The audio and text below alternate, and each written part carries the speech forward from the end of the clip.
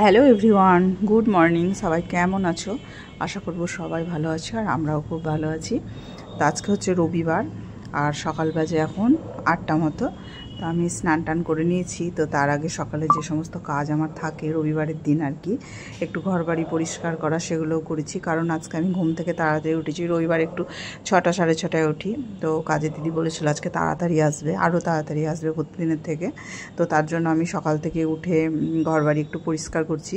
কারণ কাজ করতে আসার আগে যদি ঘর বাড়িগুলো একটু ঝাড়াঝুড়ি করি, ধুলোগুলো, তাহলে তারপরে ও ঝাঁট দিয়ে মুছে নেয়, তাহলে একদম ঘর বাড়িটা পরিষ্কার থাকে। তো তার জন্যই সকালে উঠেছে। আজকে রবিবার, একটু বাড়িঘর পরিষ্কার করব। তার মধ্যে দেখো পুজো চলে আসছে, কিন্তু পুজোর কোনো কাজই করতে পারছি না, মানে বাড়িঘর পরিষ্কার করা কি পুজোর শপিং। কারণ আমার সোনার এখন পরীক্ষা সোমবার থেকে, তো বুঝতেই পারছো খুবই ব্যস্ত। ঠিকমতো ব্লগও করতে পারছি না।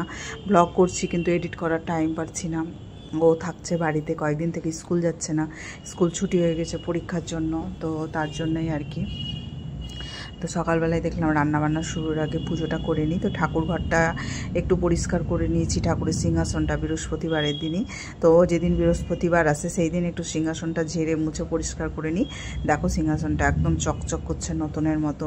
আর যে ঠাকুরের যে কাপড়গুলো মানে পাড়া থাকে সেইগুলো প্রত্যেক সপ্তাহেই চেঞ্জ করে দিই। তো তার জন্যই পরিষ্কার আছে। সব ঠাকুরকে সাজিয়েও নিয়েছি। তো সকাল সকাল পুজো দিয়ে নিলাম। প্রত্যেক দিন তো রান্না করার পরে পুজো দিই, তার আগে সকালে গপুকে হয়তো একটু অল্প করে ভোগ দিয়ে দিই। তো তারপরে পুজো টুজো করে চলে এলাম কিচেনে। আজ একটু ব্রেকফাস্ট করতে হবে, যেহেতু মেয়ে বাড়িতে আছে। তারপরে আবার রবিবার, শনিবার হলে তো চিড়ে টিড়ে দিয়ে দিই। আজকে রবিবার যখন ডিম দিয়ে কিছু একটা বানিয়ে দিই, কারণ অনেক দিন থেকে ডিমগুলো রাখা আছে, খাওয়া হচ্ছে না, আর গরমের মধ্যে ডিমগুলো নষ্ট হয়ে যাবে। তো দেখো রুটি ভাজছি। তো রুটি ভেজে ওকে বলে দিলাম যে ডিম দিয়ে একটু অন্যরকম করে দিলে ওর বেশ ইন্টারেস্ট হয় খাবারে। তো একটু রোল বানিয়ে দেবো রুটি দিয়ে আর ডিম দিয়ে। আর স্যালাড বলতে সেরকম কিছু নেই, আছে শসা আর গাজর ক্যাপসিকাম, এগুলো ছিল, সব শেষ হয়ে গেছে। আজকে আবার আনবে, আর আনার জন্য যদি অপেক্ষা করি ততক্ষণ টাইম নেবে না, কারণ স্যার চলে আসবে আর খেয়ে বসবে। কারণ আর পড়া হতে হতে ধরো 11:30টা বেজে যাবে। তো ওই জন্য ওকে সকাল সকাল খাইয়েই পড়তে বসাই। তার জন্য রবিবারটা আমার একটু তাড়াহুড়ো থাকে টিফিন করার জন্য। তো দেখো পড়ছিল, চলে এসছে রোল বানাচ্ছি বলে। তো আমি বললাম তুই যখন চলে এলি একটু ভালো করে আমাকে ভিডিও করে দে। ওর বাবা এখন নাই বাজার গেছে, ওর বাবা থাকলে ওকে ভিডিও করতে দেয় না, কারণ পড়ার ডিস্টার্ব।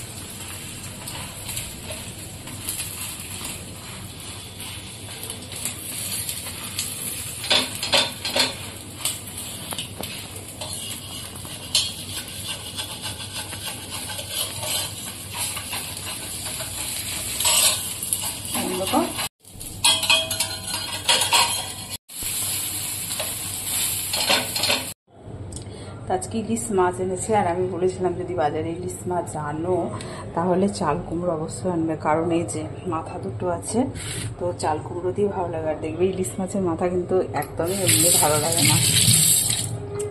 তো আজকে সেটাই করব, ইলিশ মাছের সর্ষে করব, আর করব চাল কুমড়ো মাছের মাথা দিয়ে। তো এখন লবণ ধুয়ে নিয়েছি ভালো করে, লবণ হলুদ মাখিয়ে দেবো।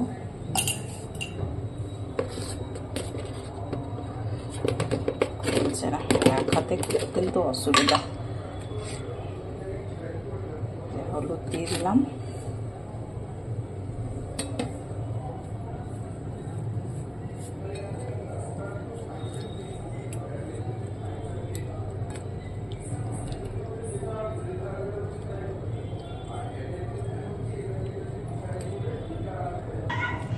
এইবার আমাদের ইলিশ মাছ খুবই কম খাওয়া হচ্ছে। এর আগের বছর অনেকবার ইলিশ মাছ আনা হয়েছিল। তো এই নিয়ে আজকে 3 দিন কি 4 দিন আনা হলো। তো ইলিশ মাছ খেতে তো খুবই ভালো লাগে, আর ইলিশ মাছের যে কোনো রেসিপি কিন্তু খুব ভালো লাগে। যারা অবশ্য ইলিশ মাছ পছন্দ করে তাদের কথা বলছি আর কি। যেমন আমরা তো খুবই ভালোবাসি, বিশেষ করে আমি ইলিশ মাছ খেতে খুব ভালোবাসি। আমার মেয়ে খুব একটা পছন্দ করে না, একটাই কারণ কাটার জন্য। তবুও ওকে দিই, আমার যেহেতু খুব ভালো লাগে। তো আজকে যেটা করি আমি আলু দিয়ে, কচু দিয়ে, টমেটো দিয়ে, কালো জিরে দিয়ে, সর্ষে পোস্ত করব, এটাই বেশি হয়। আর পরের দিনও মাছ থাকবে, সেটা একটু অন্যরকম। আজকে মানে রবিবারের দিন জলখাবারের তাড়াহুড়োটা থাকে, যেহেতু গুনগুনে টিউশন থাকে। আর দুপুরের রান্নাটা কোনো তাড়াহুড়ো নেই, তো ভাত চাপিয়ে দিয়েছি একদিকে, আর মাছে লবণ হলুদ মাখিয়ে রেখে দিলাম। দিয়ে দেখলাম কুমড়োটা কেটে নিই, কুমড়োটা কাটতে একটু সময় লাগবে। তো দেখো এখন আমি কুমড়োটা ছোট্ট ছোট করে কেটে নিচ্ছি। কুমড়ো কাটার আগে কিন্তু একবার ধুয়ে নিয়েছি, কাটার পরে আর ধোবো না।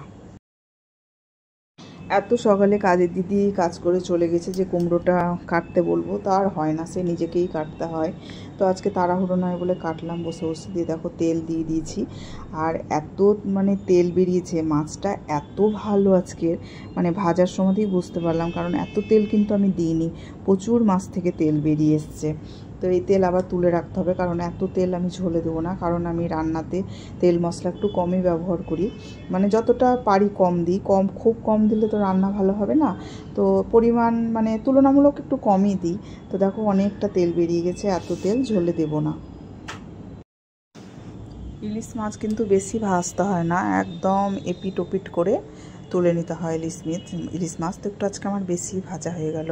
এই তোমার এক হাতে মোবাইল ধরে আর এক হাতে ভিডিও করছি আর এক হাতে মাছ ভাজা তুলছি, মানে একটু অসুবিধাই হয়। তো এই জন্য একটু মানে রান্নার এরকম হয় যে যতটা ভাবলাম যে ভাজবো না, একটু বেশি ভাজা হয়ে গেল।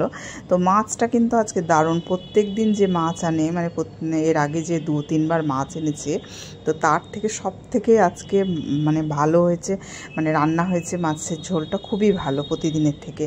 তো সেই জন্যই বলছি যে মাছটা আজকে খুবই ভালো ছিল। তো দেখতেই পাচ্ছ, আর মাছে ভেবেছিলাম ডিম আছে, তো না, ডিম নাই, এমনি মাছের যে একটা তেল থাকে সেটা দেখো মাছের পেটির মধ্যে রাখাই আছে, তো ওটা ভেবেছিলাম ডিম। তো আমি ভাবলাম যে তার ডিম থাকলে তো মাছ মানে ভালো হবে না খেতে, মাছের স্বাদটা একটু পাল্টে যায় ডিম থাকলে, দেখবে ডিমটা খেতে ভালো লাগে ইলিশ মাছের, কিন্তু সেই স্বাদটা কিন্তু থাকে না। আর আজকে ডিম ছিল না মাছে, ওই জন্য মাছের স্বাদটা একটু বেশি ছিল। তো দেখো সব মাছগুলো আমার ভাজা হয়ে গেল, তুলে নিলাম। এবার যে মানে মাথা দুটো আছে আর ফিচেটা আছে, তো সেই 3টে এখন ভাজবো। তো আজকে যা মাছ মানে ভাজছি সবগুলোই ভেজে রাখছি, কারণ সোমবারের দিন যতটা কাজ এগিয়ে রাখবো ততটাই আমার সুবিধা। ওদিকে মশলাও একটু বেশি করে নিয়েছি কালকের জন্য, পোস্ত সর্ষে সব ডবল করে। আজকে একটু মানে টাইম লাগছে, কিন্তু আজকে তো আমার তাড়াহুড়ো নয়, ওই জন্য মাছ ভেজে তারপরে তোমার মশলা করে সবই রেখে দেবো কালকে, মানে সোমবারের দিন যত তাড়াতাড়ি আমার হবে ততই ভালো। ধরো বুঝতেই পারছো, সোমবার স্কুল যাবে, ও অফিস যাবে, আর আমারও সুবিধা হয় করা থাকলে, বিশেষ করে রবিবারের দিন। ওই জন্যে আমার মাংস হলে একটু অসুবিধাই হয়, আমাদের কেউ মানে পরের দিন মাংসটা কেউ খায় না, তো মাছ থাকলে সবাই খায়। তো দেখো গুনগুনের পড়া হয়ে গেছে, আর কুমড়ো কাটার আগে ওর জন্য আপেল কেটে রেখেছিলাম, তো ওকে আপেলটা এখন দিয়ে দিলাম। আর দেখো এখন আমি মাথাটা তারপরে ফিচেটা একদম লাল লাল করে ভেজে নেব।